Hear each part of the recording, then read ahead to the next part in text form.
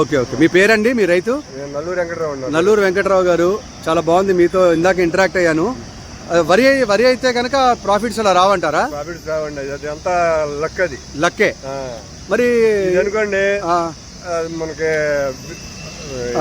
English లో ఏమంటారు, safe గా ఉంటాం మనం. ఓకే, ఎప్పటికప్పుడు సేల్ కూడా అయిపోద్ది మీకు. దళారులు ఉంటారా? దళారులు కాదు, బ్యాటరీకి వేసేసుకుంటాం. అవునా?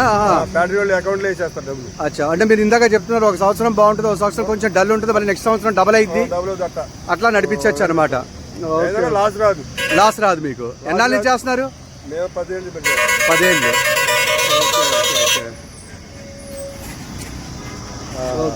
వాన వచ్చినా ఏది వచ్చినా వాటర్ ఉంటే చాలు మనకి. అది ఇవాళ కాకపోయినా 4 రోజులకైనా చేసుకున్నా ఇబ్బంది లేదు.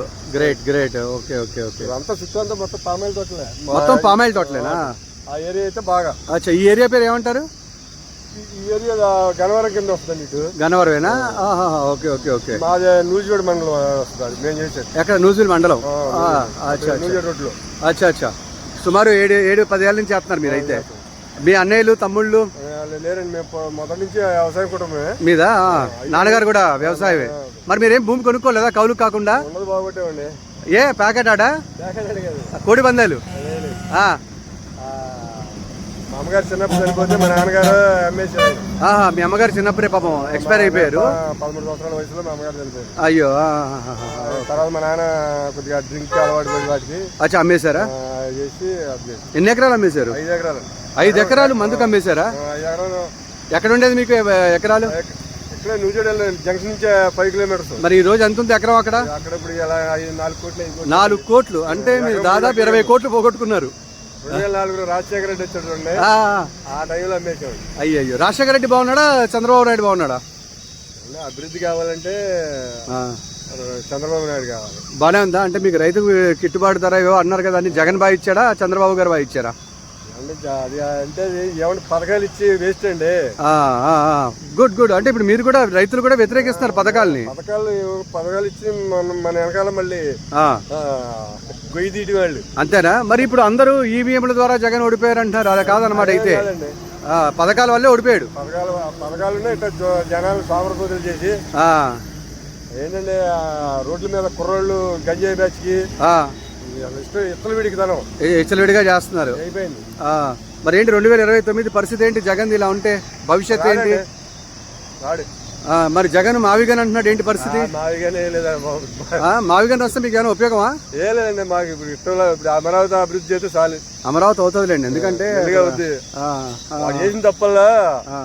అప్పుడు చంద్రబాబు నాయుడు 2 ఇటుకలు వేసాడు, నువ్వు 4 ఇటుకలు వేసి కడితే నీకు పేరు వచ్చేది కదా. అవునవునవును, నాశనం చేసాడు.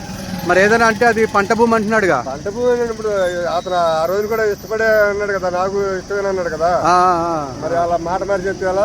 మరి ఇప్పుడు జగన్ ఓడిపోవడానికి కారణం పథకాలే. మరి 150 పథకాలు కదండి, అతను బిహేవియర్ బాగాలి. Correct correct. Okay okay. Behaviour అది నెక్స్ట్ జనరేషన్ కి అది కరెక్ట్ కాదు. అది మాట్లాడే విధానం అంటే ఎవరు వాళ్ళ వాళ్ళ కార్యకర్తలేనా?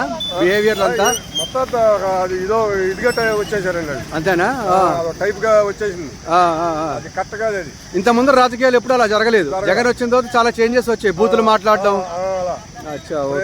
ఇంటికాడ ఇప్పుడు అమ్మబాబు మన పిల్లలు కూడా బూతులు తిట్టేస్తున్నారు. మన మారిపోయింది మొత్తం. లీడర్ అలా ఉండేసరికి మొత్తం మారిందంట.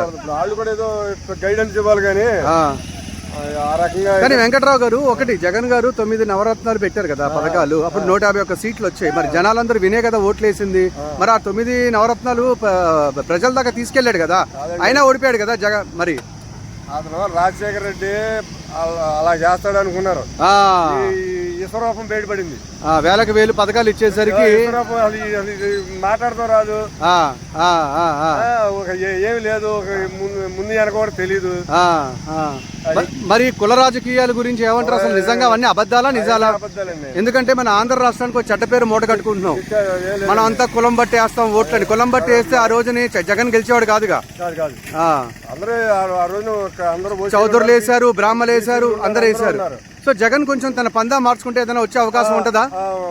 ఇప్పుడు మారదండి, అది మారే మైండ్ సెట్ కాదు. అది ఫిక్స్ అయిపోయారు అయితే. నా ఒపీనియన్ చెప్తున్నానండి. తప్పేం లేదు, ఎవరు ప్రజాస్వామ్యంలో ఎవరి యొక్క ఒపీనియన్ వాళ్ళకి ఉండాలా. మారే విధానం కాదు. నిన్న కూడా ప్రెస్ మీట్ లో కూడా పెట్టి చంద్రబాబు నాయుడు మళ్ళీ అన్ని చెప్తున్నాడు కదా. ఓకే ఓకే, థ్యాంక్ యూ అండి మీ అభిప్రాయాలు చెప్పినందుకు. వెంకట్రావు గారు తన అభిప్రాయాన్ని షేర్ చేసుకున్నారు. సో ఆంధ్ర అభివృద్ధి దశగా వెళ్తుంది. కుల రాజకీయాలు అన్నది దయచేసి ప్రపంచం అంతా నమ్మద్దు.